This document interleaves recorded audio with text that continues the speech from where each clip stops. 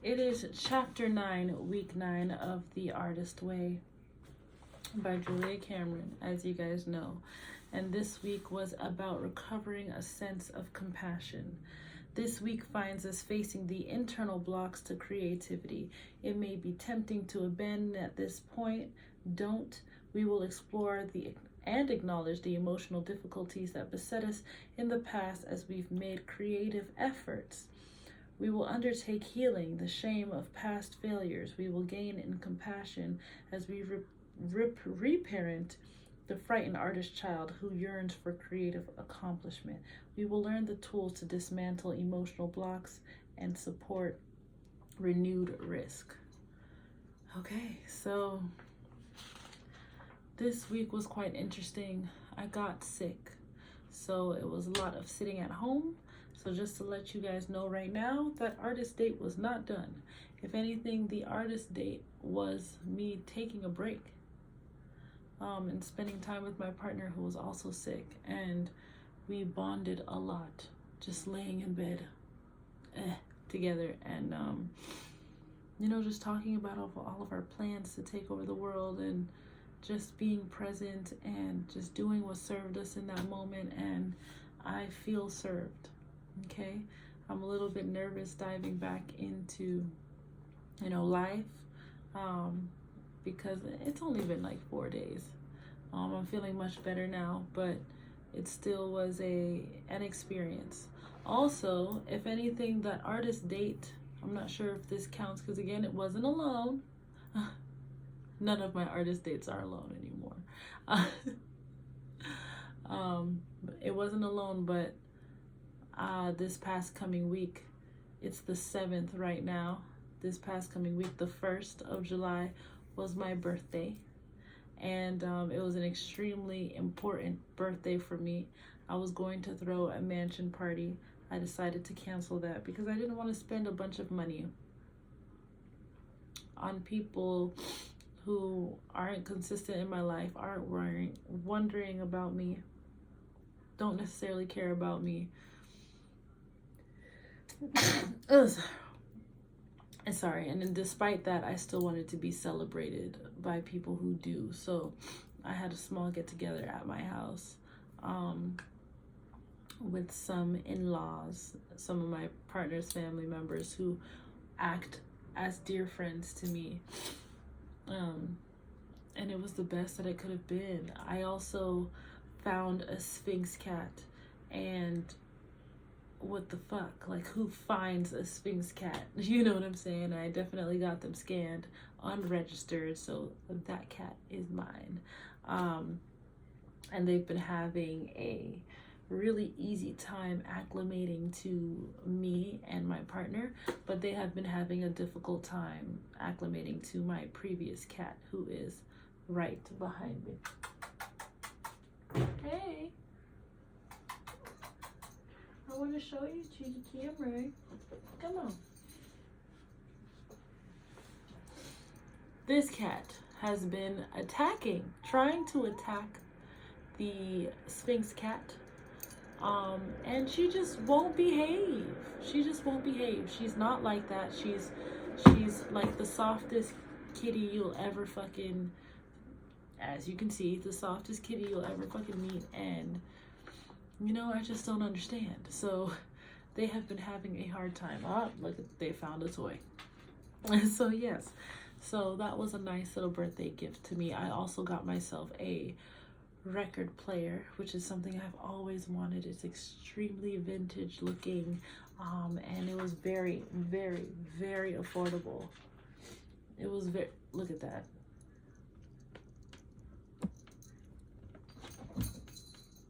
Yeah, it was extremely affordable, and it was just a great gift to myself. I also got myself 2 albums to begin with, and one was SZA's SOS album, and the other one was Kendrick Lamar's Mad City album, and I think those were good starts. So I'm excited to start off this collection. I know this is random. You're just checking in for the chapter, but I'm just letting you know how everything was going. Right after that birthday, I got sick. I don't hang out with people. I create by myself, and I go out when I have gigs like singing or tattoos or, you know,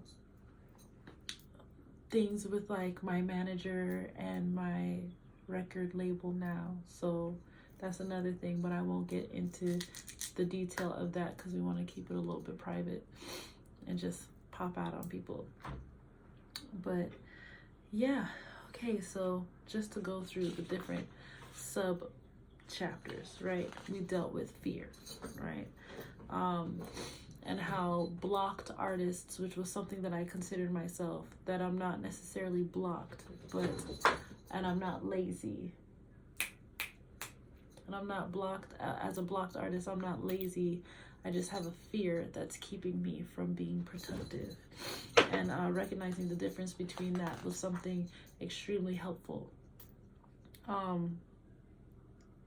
The inability to start. Yes, do not call the inability to start laziness. It is a fear. So yes, like I said, recognizing the difference between that,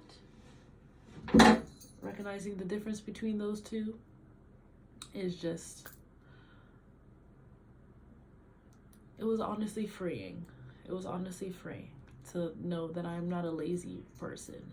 And it allowed me to stop shitting on myself. My cat is like climbing in and out of my cajon. If you don't know what a cajon is, it's a drum.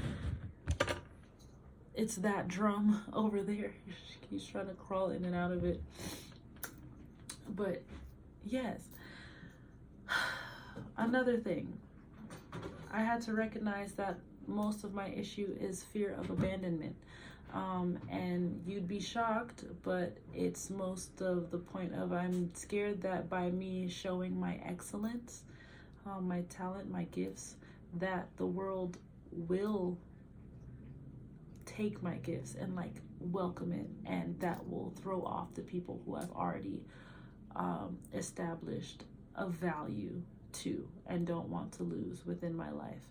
So if I, for just as an example, if I were to sing, create a song, I release a song, it blows up, I turn into a big super mega star, all that stuff.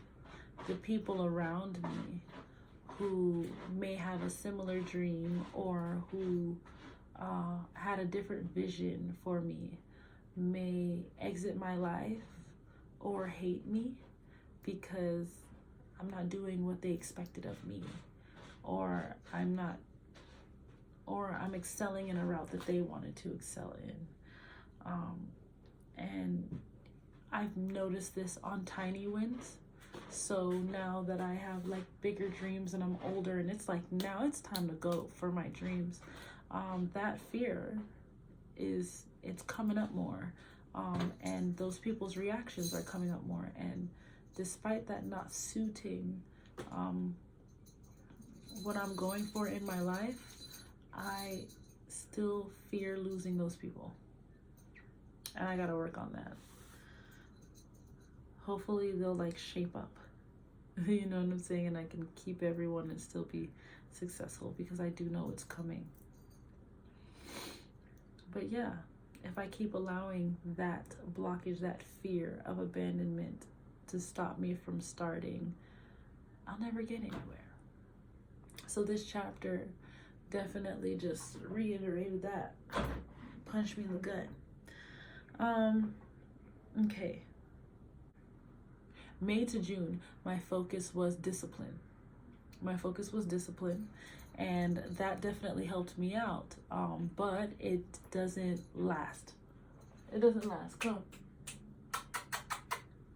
That focus doesn't last. It's called enthusiasm. I need to replace my discipline with enthusiasm. What will get me to do the work more is if I am enthusiastic about that work, instead of not necessarily seeing it like it's a job, but more so I will be happy to come into the job more if I was enthusiastic about the job, if that makes sense.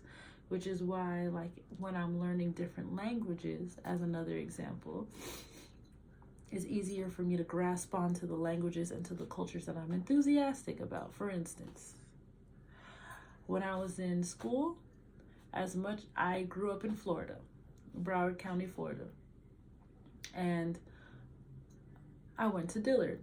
I took a Spanish class. It made sense to take a Spanish class. I live in South Florida. It's literally a Spanish word. All of these people that immigrated from their countries are Spanish speaking people. In some places of Florida, people only speak Spanish. You know what I'm saying? And it helps if you fucking know Spanish. So logically, it made sense for me to sign up for a Spanish class. I didn't learn anything in Spanish. I luckily passed that class because I just so happened to have a Spanish speaking friend. And shout out Juan. If it wasn't for them literally helping me do my homework, I wouldn't have passed that class. I was not enthusiastic about Spanish, and I'm still not enthusiastic about Spanish. But you know what it took me really easy to learn? Korean. Because I was watching all of the K-dramas way back in middle school. I had my whole little K-pop moment to the point where I was done with K-pop and I was all over in like Korean 80s music, Korean 90s music, even Korean early 2000s. I was done. I was with the Korean ballads and like I was out of K-pop. I was just so done. I just had everything, and I had my little pen pals. I even had family in Korea, so I flew over to Korea, met my pen pals with my sister, had a whole ice skating fucking Halloween Horror Nights moment. Like, we went out, we did the craziest shit, and it was fire. Now those people done grew up, they're educators, they're major league football players, all that shit, and I'm over here doing my shit too, and I just think it's fire. But yeah, I was enthusiastic. I dove in, so it made sense why it's so easy for me to learn Korean and latch on to Korean and write Korean and speak Korean. And I still don't know shit about Spanish. Not until I went to Panama and I was immersed in that element, and I had to, because I was not in the tourist spots.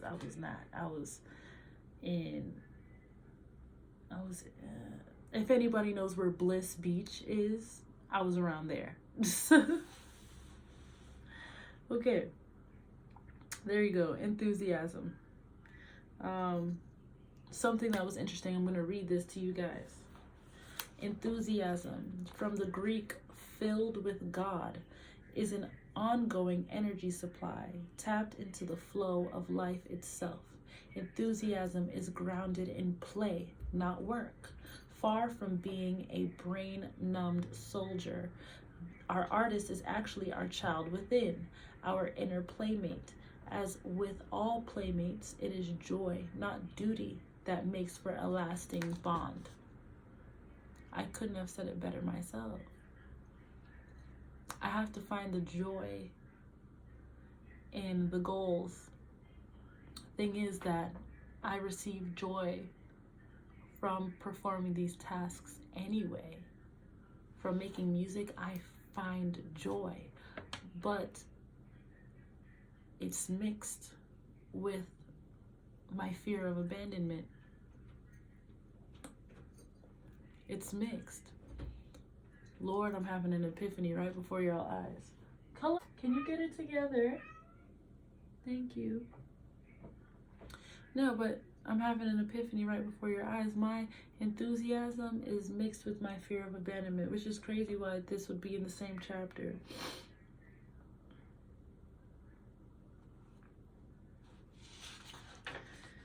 All right.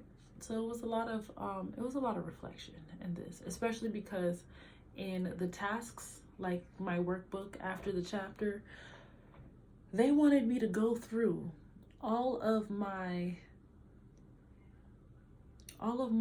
morning pages. Jesus Christ. And they wanted me to identify the people and the things and the habits that aren't serving me, that show up consistently as a problem and a blockage.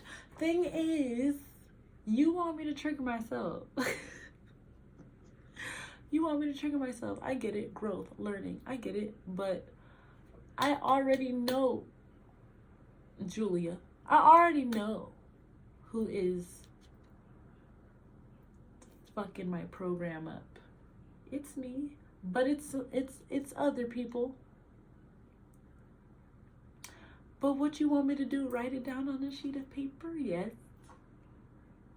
She wants me to be like, you are the problem.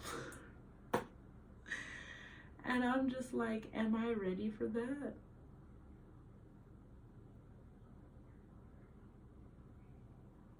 Either way, I already knew who it was. So I feel like I acknowledged it. It's just a secret acknowledgement.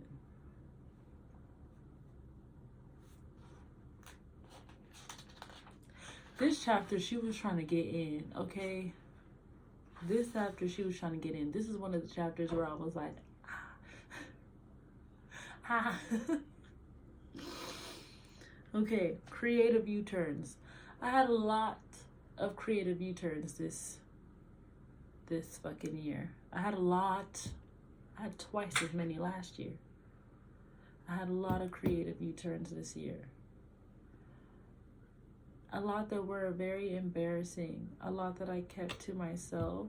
A lot that when I say it out loud, people are like, oh, that's not a big deal. But it was a very big deal to me.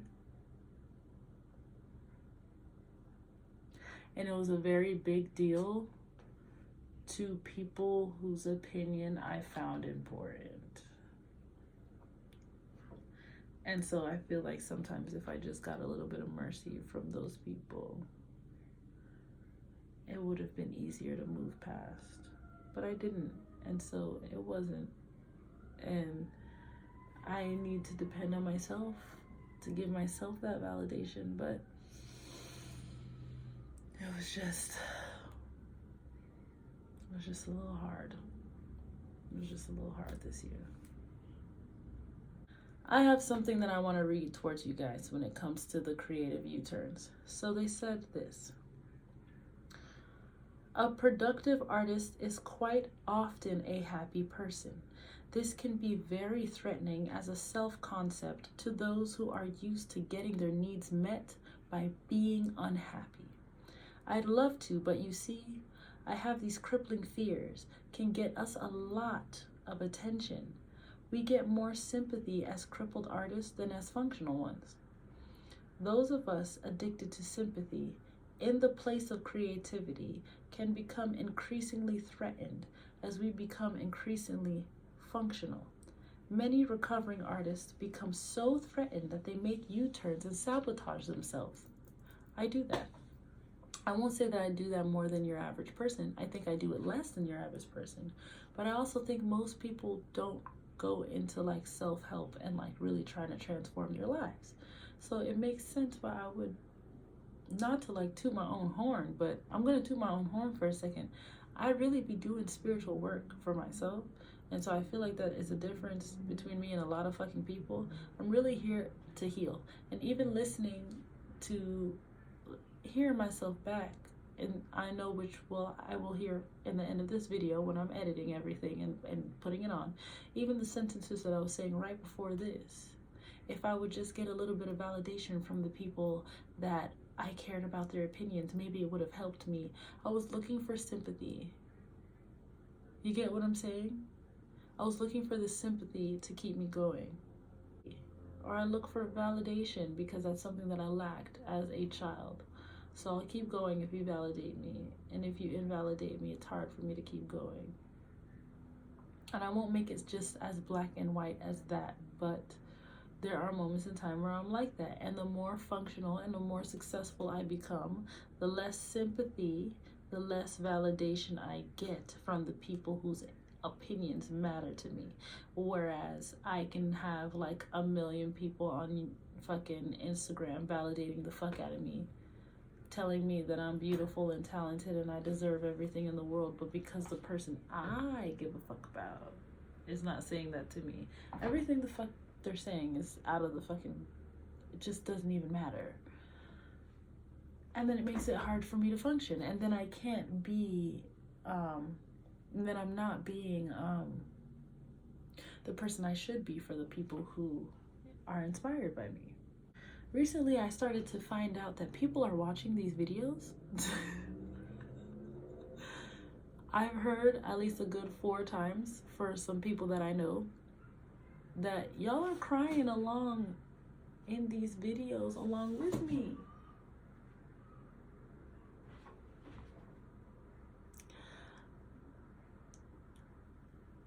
Y'all are watching these videos for real. These videos about long as shit. I'm over here talking to my fucking self, but I'm happy. If y'all want to watch them, watch them. I have an inkling that this book is gonna blow up, and then you guys are gonna see my shit, and y'all are gonna see this embarrassing shit. Like, I just think about people like Beyonce. She ain't never showed us this shit, and if she did, it was very much curated, and she showed us her perfect Virgo side. She doesn't really, and if she is crying, it's beautiful crying. Not me. I'm over here cancering it the fuck up. I'm all over this. And y'all are just eating it up. And you're telling me in chapter 8, chapter 9 that you are now seeing this shit? You know what? I'm honestly grateful, because if y'all told me that y'all were seeing me balling like this from chapter 2, chapter 3, who knows if I would be here. And yes, I am taking my sweet old time, but we're still here.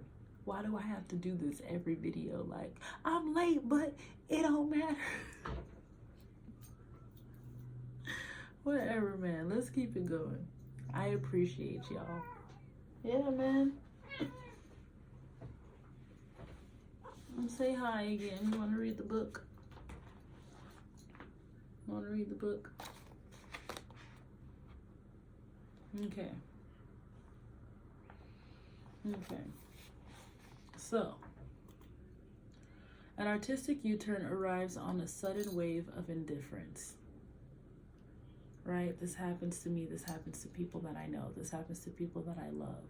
Where we'd have all of the passion, and then we start to like actually go somewhere with our goals or whatever the fuck, and all of a sudden it's like, whatever. And then we sabotage ourselves because we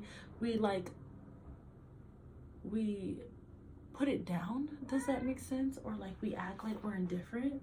Is that like also a part of imposter syndrome?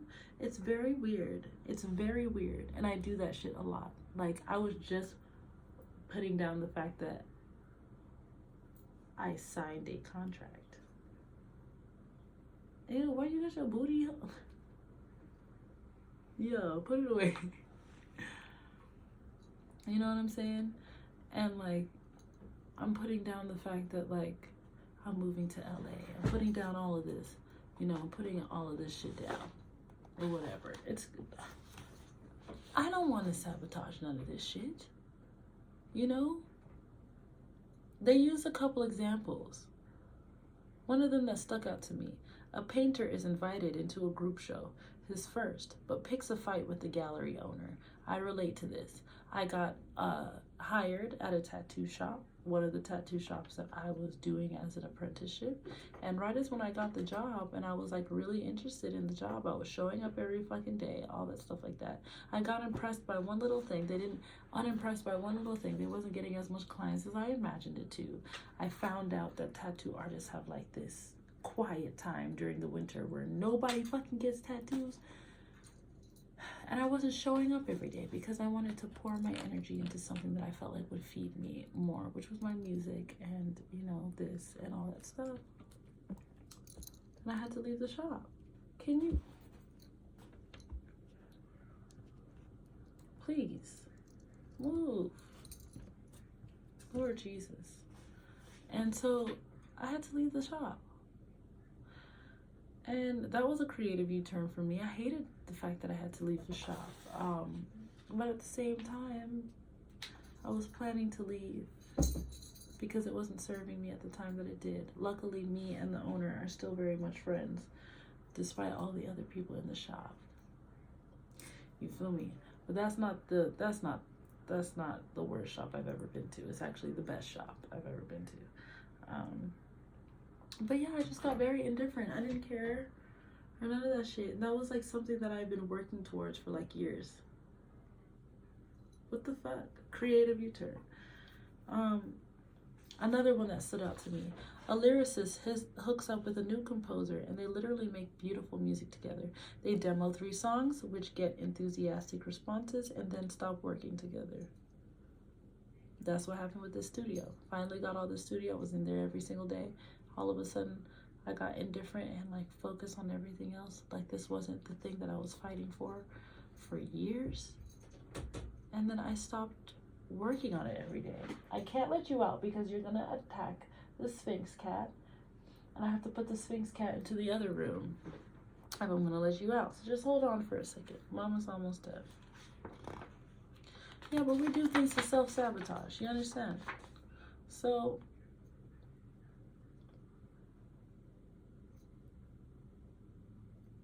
in dealing with our creative U-turns, we must first of all extend ourselves some sympathy. Creativity is scary, and in all careers, there are creative U-turns. Sometimes these U-turns are best viewed as recycling times. We come up with a creative jump, run out from it like a skittish horse, and then circle the field a few times before trying the fence again. That's exactly me. Typically, when we take a creative U-turn, we are doubly shamed. Doubly? First, by our fear, and second, by our reaction to it. I make myself feel like shit for being scared. A year ago, I would have panic attacks in the studio. And immediately after I had panic attacks in the studio, I would shit on myself for weeks.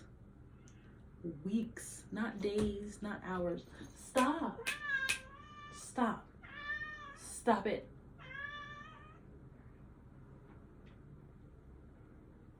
I would shit on myself for weeks, y'all. For weeks. I'd make myself feel like shit because I had that fucking panic attack. And you know what? The people that I was working with as well would make me feel like shit for having a panic attack. Call me slow, call me all types of fucking names like I'm special and the shit. It's a panic attack. Who the fuck doesn't have panic attacks? You know how many people have anxiety in this bitch? Now I have the common sense to know that it was not that big of a deal to shit on. Like, I shouldn't have been shitting on myself like that. And it's quite a common thing for people to have panic attacks in the fucking studio. You know what I'm saying? Or panic attacks about to do anything that they're super passionate about and know that this will change their life doing. But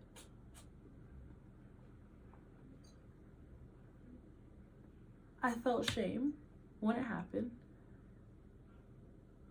And then I felt more shame because I felt shame. I was like, I'm scared. Well, why the fuck are you scared, bitch? Like, you shouldn't even be fucking scared. It's a goddamn studio. Like, you're not even like big yet. Like, you're not even like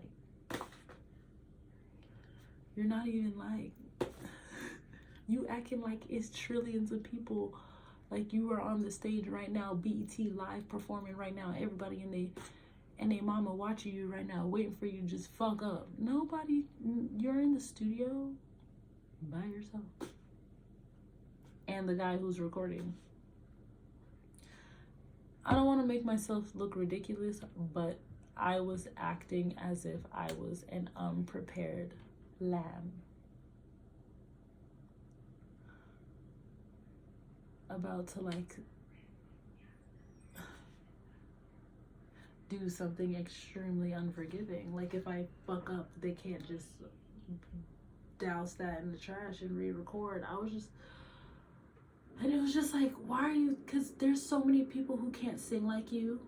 Why are you so scared? Like, I'm not even gonna get into it.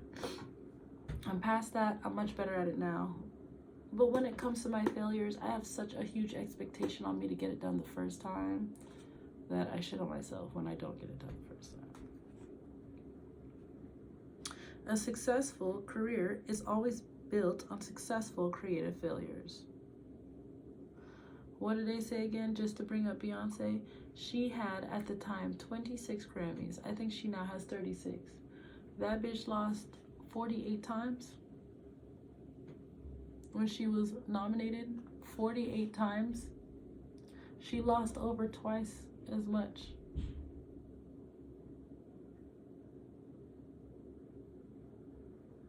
Enough said. Have compassion. Creative U-turns are always born from fear of success, fear of failure. It doesn't really matter which. Their net results are the same.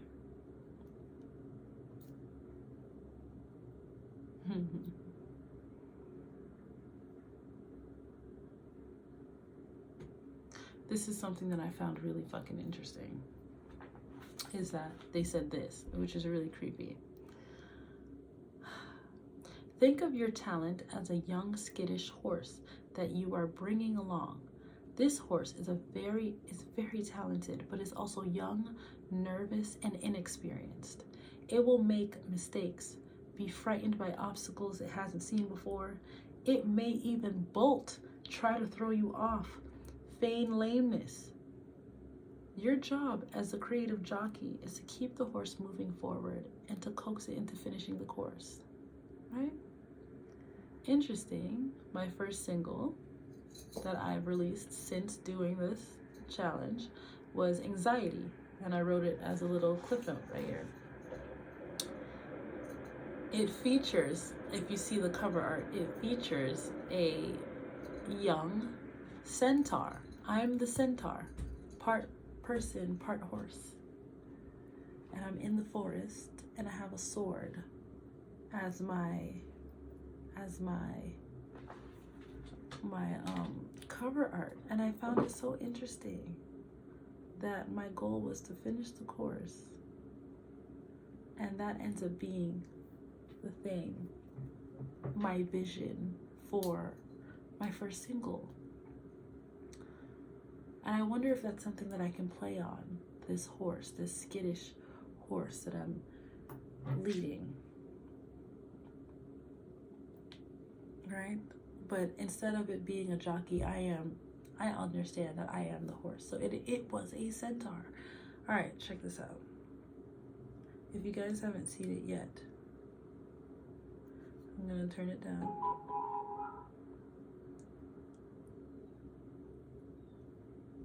This is the cover art. I don't know if you can see it, but it's me as a centaur. That's my body up here, horse bottom, and I have a sword going like whoosh through the forest. I just found it very interesting and kind of spiritually in synchronicity. And they are always asking in the weeks if we have found any synchronicities. That was one of them.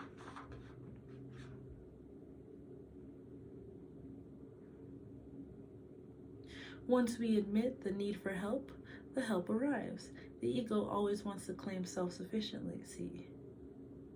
Yeah, that's my ego. It would rather pose as a creative loner than ask for help. Ask anyway.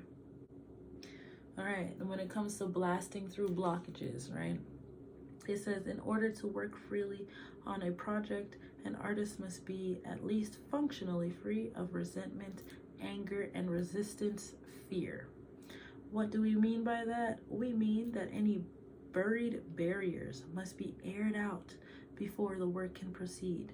The same holds true for any buried payoffs to not working.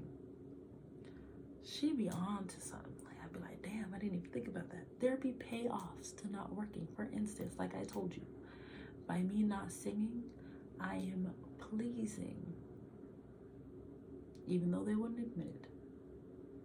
I would be pleasing a selection of people by neglecting myself and holding myself back. I would be pleasing them. And by me pleasing them, they would be satisfied with me.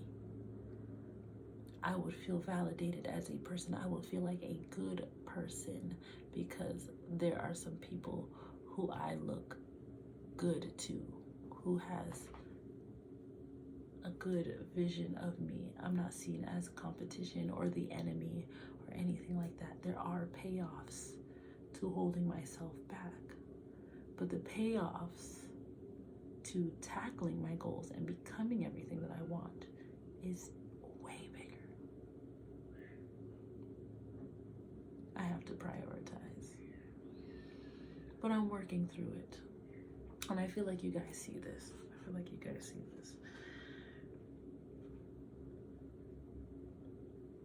I had to list any resentments that I have in connection to this project. Let's get into it. Lord Jesus. Let's list any resentments.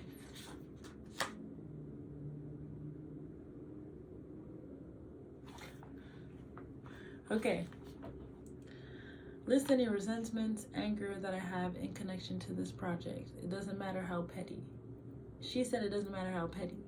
So I'm going to share with you some shit. This might be, hopefully, not a lot of y'all that work with me find this. But one, I resent my clients, my illustration and tattoo clients, for asking me to create their whack-ass ideas. I'm sorry, but my ideas are better. And like, I be creating dope ass designs, and then y'all be like, nope, I want a stick figure with another stick. And I'd be like, I just drew like a hyper realistic. This shit look like AI art, better than AI art. And you want me to dookie all over it? And then put that on your body forever? Say less. And then if I'm not even gonna, cause if you don't want the design, I'm selling it. Don't get upset with me. That was work. Somebody needed it. And if it's not you, it's not you. Anyways. I resent the need to change my original designs, especially without payment. That's another thing. I have to figure out a way for that. You guys will have me create a design in your idea, and then I'm very much open to change. That is no problem. Sometimes you guys do have a change that I'm like, oh, you're right. You know what I'm saying? But when you guys say that you want a centaur, and then I draw a centaur, and you're like, nope, I want a bat instead, I'm gonna start charging you guys to like, because this is not the same idea. These are two different. Anyways, I resent y'all for that.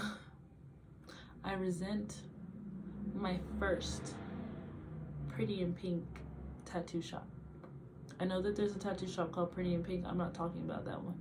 Y'all know the one that I'm talking about, because some of my clients still come to me saying that they know me from that shop. I don't know why the fuck these people are representing me still, or having me represent them.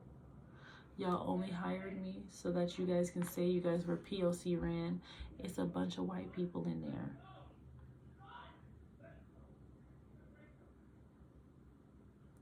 It's a bunch of white people in there. And y'all just make sure that I'm in the front of the fucking photos so that you guys can say you guys are POC ran. And I hate that. I hate being your little token that you fired and stole $3,000 from. I hate y'all for that. I resent y'all for that.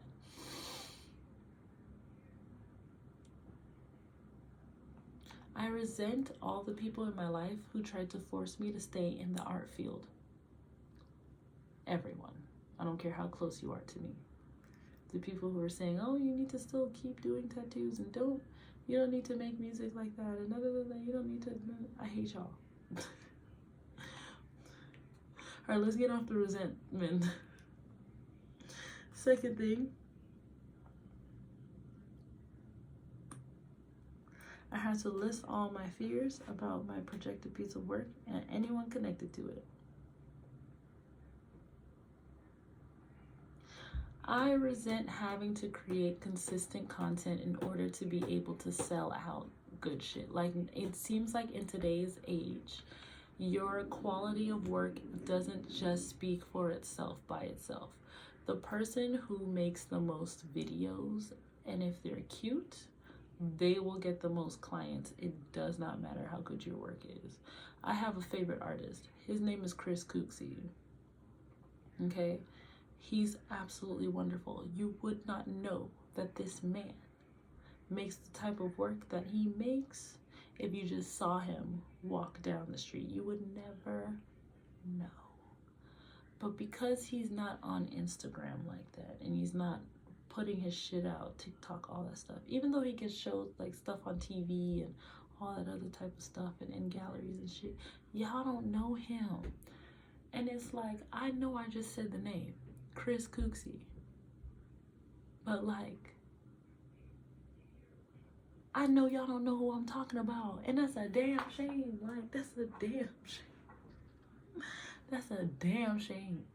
And it makes me so upset, because then it'll be people who don't even have the same amount of talent in their left pinky toe who are getting all of the clout and getting into like Hall of Fame and all this shit like that. And there's, I guess marketing is an art too, but a part of me hates having to create TikToks every day about my tattoo shit for you to see it, or to sing every day for you to know I have a good voice. I know it sounds ridiculous. I definitely need to sing so that you guys know I have a good voice. But a part of me is like, damn, shouldn't y'all already know? Like,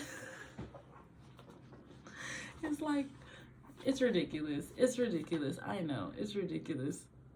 Just ignore me. That's one of them. I resent having to learn shit. As much as I enjoy learning shit, I resent when I'm forced to learn shit. Because I learn shit every day just off of me being curious. I'll research some shit for fucking weeks and learn everything about it just because I'm fucking curious. But the shit that y'all like require me to learn,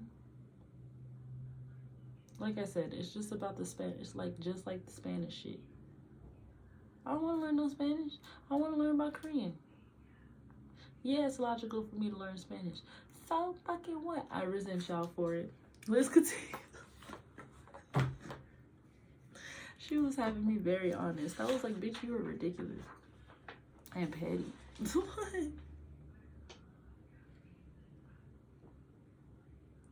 Have you suppressed any stupid anger? Not in that book. And you know, and I'm sharing it with y'all too. I didn't realize that I had so much resentment. I never thought of myself to be a resentful person. But bitch, I resent all of y'all. I resent every single one of y'all. I resent everything. I resent flipping this page. I resent Julia. Cause why the fuck you got me out here doing this work so I could change? I resent it. I resent time. I resent the fact that it was supposed to be 12 weeks and bitch, I've been in this book almost a year. I resent having to create these videos, even though I love creating these videos. I resent everything. I resent life. I resent everything. Why did God put me on this planet? Did I really ask to be here? Did I choose this? Did I choose this? And if I did, what the fuck?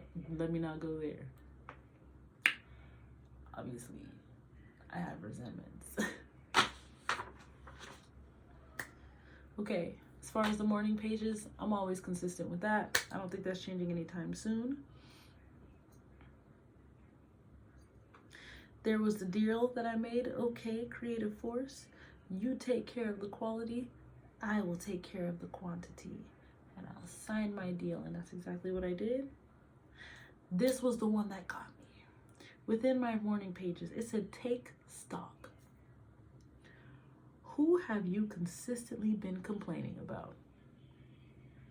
What have you procrastinated on? What blessedly have you allowed yourself to change and accept? I'm not going through that with y'all, but definitely know what the fuck that is. definitely know what the fuck all three of that is.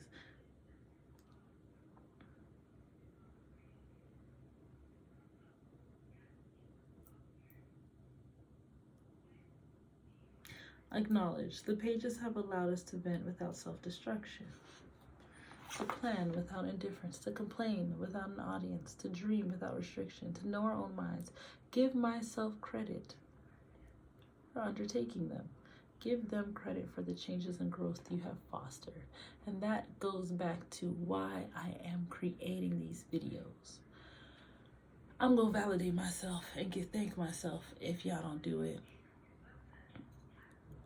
Because I'm not doing this for y'all. It's for me. Visualizing, identifying my true north.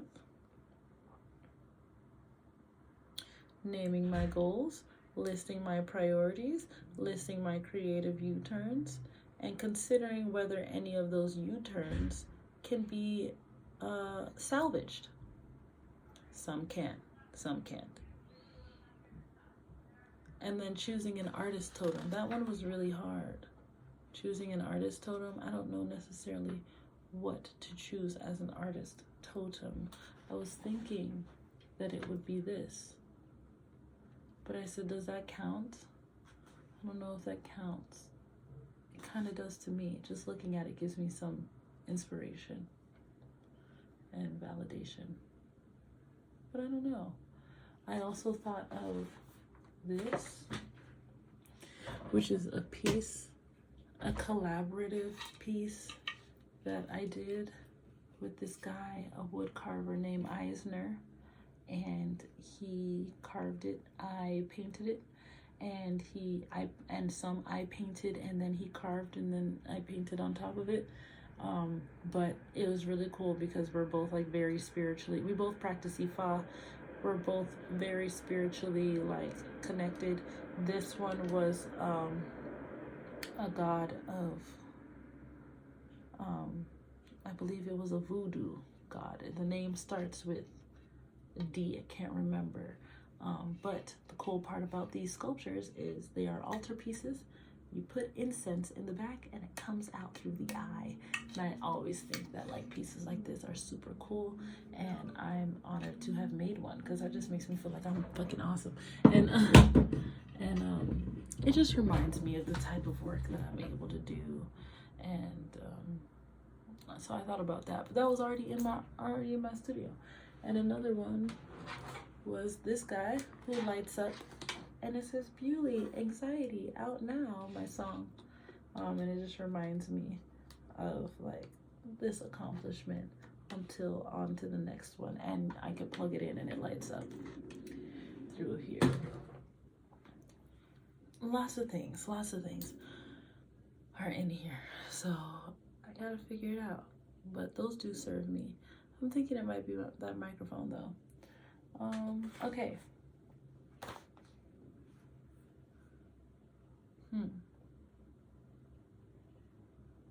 Any other issues this week that I thought was significant for my recovery? The thing that I'm trying to tackle right now is exactly what we've talked about in the book. I'm trying to finish this quantum physics book.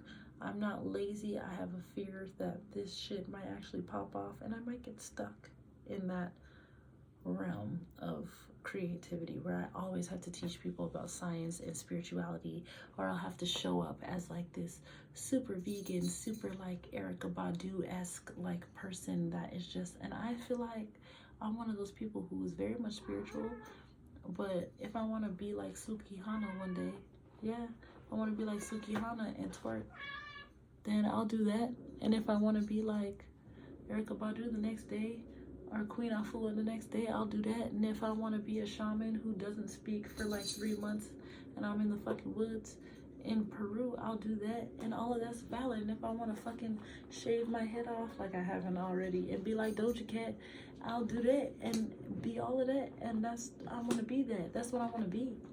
For some reason, I just feel like if I really finish this shit,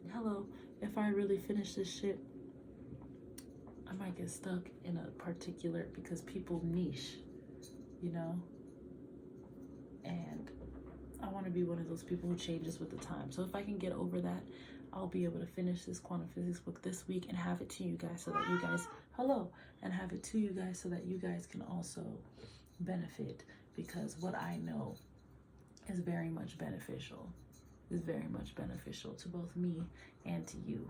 And me getting it out there will help myself as well as you. And I'm very sure of it. So I'm going to get past that this week. All right, so let's go to chapter 10. Recovering a sense of self-protection. Damn. This week, we will explore the perils that can ambush us on our creative path, because creativity is a spiritual issue. Many of the perils are spiritual perils. In the essays, tasks, and exercises this week, we search out the toxic patterns we cling to that block our creative flow. I thought we was doing that. I thought we was just doing that. A spiritual path to higher creativity. All of this was the spiritual perils. Like perfectionism. We was talking about that. Like, come on now, don't play with me. The virtue trap, we know that. Come on, limits, come on.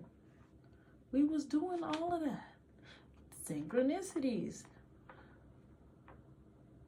Y'all, now I'm a little bit confused. Poisonous playmates. I need to reread this chapter, because so there's some crazy makers out there. The people who are reading the book know exactly what I'm talking about. There are some crazy makers in my life.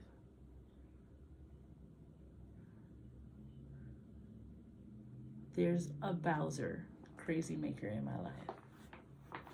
It's like a top-notch one that I'm just like, obviously they're a crazy maker.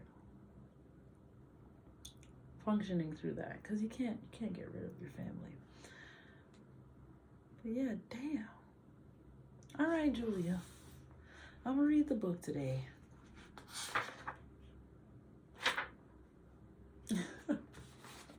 All right, y'all have a great afternoon.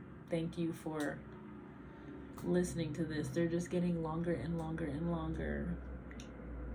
Happy birthday to me. I'm 25 now.